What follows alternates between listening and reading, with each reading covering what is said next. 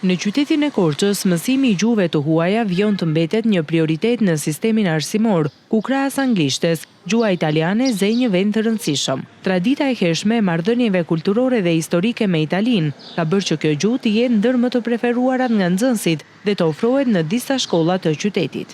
Qasja ndaj gjuhës italiane, ndoshta për shkak të gjuhës angleze, ka ndryshuar.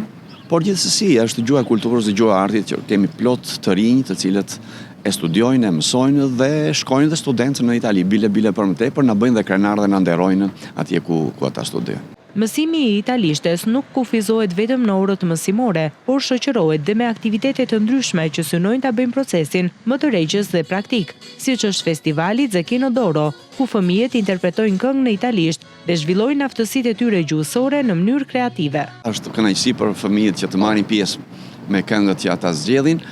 Unë them që një prirje e bukur është kjo, sidomos në klasat e treta dhe të katërta, edhe të pestat, pasi e marrin me shumë entuziazëm, me shumë dëshirë, bilet nga ndonjëherë të befasojnë, arrin të mësojnë kaq shpejt këngët e vjershat sa mbetesh vërtet pa fjalë duke parë atë prirjen e tyre për të mësuar nëpërmjet lojrave didaktike, po thuajmë. Mësuesi Arjan Kallço thotë se këto iniciativa ndihmojnë ndjeshëm në rritjen e interesit të nxënësve për gjuhën italiane, duke e kthyer mësimin në një përvojë të gjallë dhe kreative.